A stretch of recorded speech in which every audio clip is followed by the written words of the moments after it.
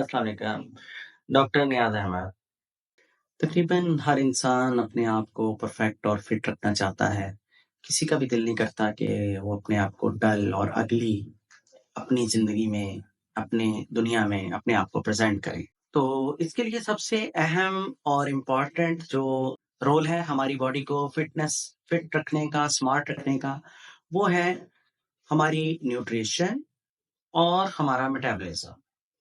हम जितनी कैलोरीज़ खाते हैं, वो अपने मेटाबॉलिज़्म के अकॉर्डिंगली अगर खा रहे हैं, तो हमारा वेट मेंटेन रहेगा। अगर हम अपने बॉडी मेटाबॉलिज़्म से ज़्यादा खा रहे हैं, तो हमारा वेट बढ़ना शुरू हो जाता है और अगर हम अपने बॉडी मेटाबॉलिज़्म से भी कम कैलोरीज़ अपने बॉडी को देते हैं, तो हमारा वेट थोड़ा कम होना शुरू हो जाता है। लेकिन समटाइम ऐसा है कि हम कुछ फूड्स, कुछ हैबिट्स, कुछ ऐसी जो है ना वो स्नैकिंग ज़ाहिर है छोड़ नहीं सकते और बहुत सी पॉपुलेशन को यही इश्यू होता है कि हम नॉर्मल सा खाना खाते भी रहें और फिर भी हमारा वेट थोड़ा-सा कम होता रहे, चाहे आहिस्ता-आहिस्ता या रैपिडली भी। और ये दोनों चीज़ों में रैपिडली भी कम हो सकता है इसमें और आहिस्ता-आहिस्ता भी कम हो सकता है। इसमें सबसे अहम रोल है फूड के बाद, न्यूट्रिशन के बाद और हमारी कैलोरीज़ के बाद मेटाबॉलिज़्म का। आज मैं आपको वो चीज़ें बताऊँगा जो हमारे मेटाबॉलिज़्म को फ़ास्ट करती हैं, हमारी न्यूट्रिशन में, हमारी कॉमन डेली लाइफ़ में हम खाते भी हैं लेकिन इंटेंशनली हम अब अगर उन चीज़ों को अपनी लाइफ़ में शामिल कर लें, तो इससे हमारा मेटाबॉलिज़्म आहिस्ता-आहिस्ता रैपिड रहेगा और हम आहिस्ता-आहिस्ता अपना वेट लूज़ करते रहेंगे। इसमें सबसे पहले तो देखें आपके हार्मोन्स परफेक्ट हैं या नहीं हैं, अप टू द मार्क हैं या नहीं हैं। चंद कॉमन हार्मोन्स जो हमारे मेटाबॉलिज़्म को डायरेक्टली इन्फ्लुएंस करते हैं, थायरॉइड हार्मोन है और इसके साथ हमारे एस्ट्रोजन, एंड्रोजन और टेस्टोस्टेरोन ये हार्मोन्स हैं और इनके साथ-साथ जो है वो इंसुलिन। जिन लोगों का नॉर्मल कैलोरीज़ या बहुत एक्स्ट्रा डाइटिंग के बावजूद वेट नहीं कम हो रहा, वो अपना थायरॉइड प्रोफाइल करवा के देख सकते हैं या किसी कंसल्टेंट को चेक करवा लें। उससे उनको आइडिया हो जाएगा कि उनका थायरॉइड कहीं बिलो नॉर्मल या सब नॉर्मल तो नहीं चल रहा, जिससे उनका वेट कम होने की बजाय इवन के बढ़ता जा रहा होता है। इसी तरह जो हमारी बच्चियाँ हैं, उनमें कुछ हार्मोन्स जो मेंस्ट्रुएशन को भी रेगुलेट करते हैं, उसके साथ-साथ जो है वो मेटाबॉलिज़्म को इन्फ्लुएंस करते हैं। अगर उन हार्मोन्स के लेवल्स डिस्टर्ब हो जाएँ, तो उनका मेटाबॉलिज़्म भी स्लो हो जाता है। इसी तरह जेंट्स में अगर टेस्टोस्टेरोन लेवल नॉर्मल से बिलो यानी कि हाइपोgonadism या फिर सब नॉर्मल लेवल पे आ जाएँ तो उससे उनका मेटाबॉलिज़्म स्लो हो जाता है जिससे उनका वेट ख़ातिरख़्वाह रिड्यूस नहीं होता। इसके बाद हमारे पास आ जाता है इंसुलिन हार्मोन। इंसुलिन हार्मोन हमारे मेटाबॉलिज़्म को डायरेक्टली इन्फ्लुएंस करता है। जैसा कि इंसुलिन रेजिस्टेंस जिन लोगों में हो जाती है, उनमें बावजूद हाई इंसुलिन लेवल होने के उनका मेटाबॉलिज़्म स्लो रहता है। क्योंकि ऑन द सेलुलर लेवल और उसके जो मैकेनिक्स हैं, मैकेनिज़्म्स हैं, वो सारे स्लो डाउन हो जाते हैं ड्यू टू इंसुलिन रेजिस्टेंस यानी कि रिसेप्टर्स जो होते हैं, वो अपने आप को उस तरह एक्सप्रेस नहीं कर रहे होते। जिसकी वजह से आगे जो उसकी न्यूरोट्रांसमिशन है, उसमें भी प्रॉब्लम्स आ जाते हैं। इस सारी साइंस के बावजूद हमें हर पेशेंट को, हर इंसान को एक पॉज़िटिव रिज़ल्ट चाहिए होता है कि वो अपनी थोड़ी-सी एफ़र्ट अगर कर भी रहा है और अपनी फ़िटनेस को मेंटेन करना चाहता है, तो ये उसका राइट है। उसको फ़िट होना चाहिए नो डाउट। अब इसमें मैं आपको ऐसी फूड्स बताऊँगा जो हम अपनी न्यूट्रिशन में शामिल करके अपने मेटाबॉलिज़्म को परफेक्ट कर सकते हैं। बहुत सी मॉडलिटीज़ इस पे इन्फ्लुएंस करती हैं, लेकिन अब जिस भी कंडीशन में आप रह रहे हैं, डेफ़िनेटली आप उसको चेंज तो नहीं कर सकते, लेकिन हम अपनी नॉर्मल लाइफ़ को चलाते हुए अपने मेटाबॉलिज़्म को कैसे इंक्रीज़ कर सकते हैं, एनहांस कर सकते हैं, ये सारी चीज़ें मैं आपको गाइड करता हूँ। सबसे पहले तो आप अपनी फूड में पानी की मिकदार को बढ़ा लें। आप जितना पानी पिएँगे ज़ाहिर है पेरिस्टाल्सिस होंगी, गैस्ट्रिक मूवमेंट्स होंगी, इंटेस्टाइनल पेरिस्टाल्सिस होंगी और इसी तरह जो है आपकी श्योरली बहुत कम एक्टिविटी होगी, लेकिन ये आपके मेटाबॉलिज्म को थोड़ा-सा एनहांस करेगी है। The next is green tea.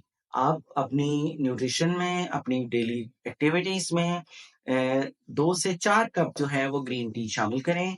The green tea as such जो है वो हमारे मेटाबॉलिज्म को इंक्रीज़ करती है, बेसल मेटाबॉलिक रेट को इंक्रीज़ करती है, जिससे हमारी कैलोरीज़ बर्न होती हैं और हमारा वेट लॉस होता है। उसके बाद ब्लैक टी।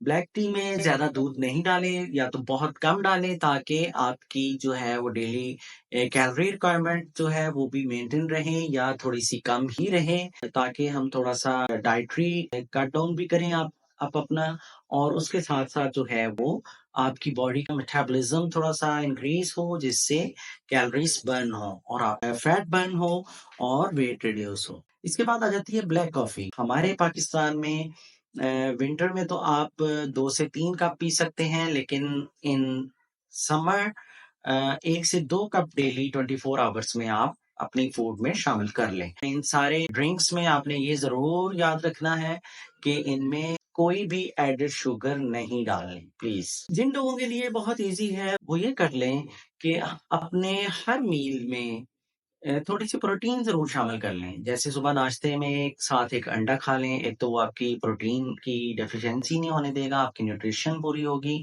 दूसरा, प्रोटीन्स जो हैं वो निस्बतन ऑल अदर फूड्स के stay more time in the stomach, और इसी वजह से क्रैम्प्स नहीं होते, उसको डाइजेस्ट करने में थोड़ा-सा टाइम ज़्यादा लगता है, जिसकी वजह से हमारी कैलोरीज़ बर्न होती हैं, जो हमारी बॉडी आहिस्ता-आहिस्ता हमारी डिपॉज़िटेड फैट से लेके हमारा वेट भी रिड्यूस होगा। इसके साथ-साथ दोपहर या रात का जो खाना हम लेते हैं, उसमें भी थोड़ी-सी प्रोटीन हम लाज़मी शामिल करें। और इन सब चीज़ों से बहुत ही ईज़ी जो सॉल्यूशन मैं आपको बताना चाह रहा हूँ, वो है हमारे इंडो पाक के स्पाइसेस। स्पाइसेस हमारे घरों में इज़िली अवेलेबल भी हैं और इस पे बहुत सी वीडियोज़ भी आपको मिलेंगी, लेकिन इसमें मैं आपको अपना पर्सनल एक्सपीरियंस भी शेयर करता जाऊँ। एक ही स्पाइस को जब हमारी पॉपुलेशन, हमारे पीपल बहुत ज़्यादा क्वांटिटी में यूटिलाइज़ करते हैं, तो उसके बहुत ज़्यादा साइड इफ़ेक्ट अमूमन आना शुरू हो जाते हैं। और वो कॉम्प्लिकेशंस और साइड इफ़ेक्ट्स के साथ मैंने अपने क्लिनिक में बहुत से पेशेंट देखे हैं, जो खुद से ही जो है ना ऐसी फ़ॉर्मुलेशन करके आते हैं। इसमें बहुत कॉमन है सिनेमन का, दालचीनी जिसको कहते हैं, दालचीनी के बहुत मिकदार में लोग इस्तेमाल करते हैं और उससे जो है ना बहुत से साइड इफ़ेक्ट आते हैं। नो डाउट कुछ लोगों को फ़ायदा भी मिलता है, लेकिन बीच में साइड इफ़ेक्ट्स वाली परसेंटेज भी बहुत ज़्यादा है। इसी तरह कुछ लोग कॉफ़ी बहुत ज़्यादा मिकदार में पीते रहते हैं, जिससे उनको साइड इफ़ेक्ट आ जाते हैं। इसी तरह लोग मेटाबॉलिज़्म को एनहांस करने के लिए पीनट बटर खाते हैं, उससे भी बहुत से साइड इफ़ेक्ट्स मुझे देखने में मिले हैं लोगों से। अब मैं आपको बताऊँ कि आपने हर चीज़ की बहुत कम मिकदार, लेकिन थोड़ी-सी ज़्यादा नंबर ऑफ चीज़ें जो है ना वो अपनी डेली रूटीन में शामिल कर लेनी है। जैसे 1 चुटकी पाउडर सिनेमन आप सुबह-शाम ले लें, 2 चुटकी पाउडर सफ़ेद जीरा या ब्लैक जीरे के ले लें, 3 से 5 जो है वो ब्लैक पेपर ले लें सुबह-शाम, और पूरे दिन में आधा चम्मच हल्दी कंज़्यूम कर लें। और एक मॉडरेट सी क्वांटिटी जिंजर की डेली इस्तेमाल करें, और रेड चिलीज़, ग्रीन चिलीज़, इसके अलावा जो कुछ और फूड्स हैं जो हमारी कैलोरी बर्निंग में हमारी बॉडी को उनको ज़्यादा कैलोरीज़ बर्न करनी पड़ती हैं उनको डाइजेस्ट करने में। जैसे स्पिनच है और ग्रीन लीफी वेजिटेबल्स हैं, एवोकाडो, कोकोनट, ये चीज़ें आप अपनी डेली रूटीन में शामिल कर सकते हैं। इन सब के साथ-साथ आपने बहुत अहम जो स्टेप लेना है, वो अपनी स्ट्रेस को दूर करना है। स्ट्रेस हमारे बेसल मेटाबॉलिक रेट को बहुत रिड्यूस कर देती है, जिससे हमारी मेजॉरिटी ऑफ पॉपुलेशन का वेट बढ़ता है। बहुत कम लोग ऐसे हैं जिनका स्ट्रेस की वजह से वेट कम होता है, वो भी रीज़न ये शायद होती है कि उनकी भूख जो है इतनी कम हो जाती है कि वो शायद अपनी डेली रिक्वायर्ड कैलोरी से 25% पर डे भी नहीं ले पाते। जिसकी वजह से उनका वेट कम हो जाता है। अदरवाइज़ नॉर्मल या थोड़ी कम कैलोरीज़ लेते हुए भी जब आप स्ट्रेस में होते हैं, तो आपका वेट आहिस्ता-आहिस्ता इंक्रीज़ होता है। क्योंकि आपका मेटाबॉलिज़्म बहुत स्लो हो जाता है।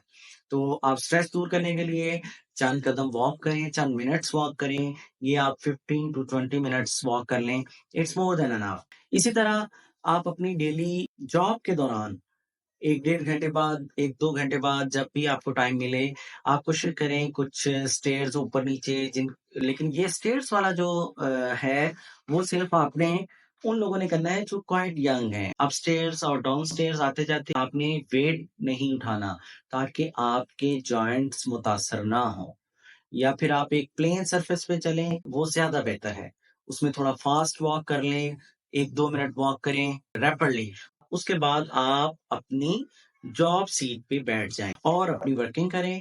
इसके बाद फिर इसी तरह 1 डेढ़ घंटे के बाद आप उठें, 2 से 4 मिनट आप जो है ना वो फ़ास्ट एक्टिविटी करें। इससे आप देखेंगे कि आपका वेट दिन-ब-दिन रिड्यूस होता जाएगा।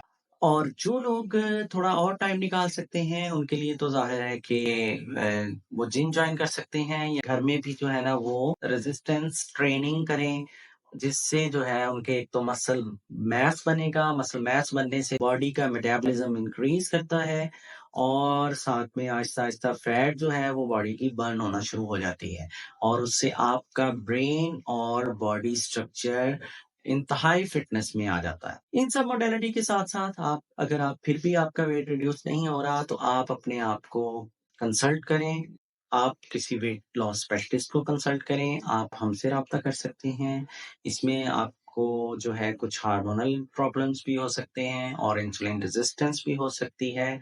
ये चीज़ें सारी आपको एग्ज़ामिनेशन या वीडियो कॉलिंग पे भी हम गाइड कर सकते हैं। Thank you so much.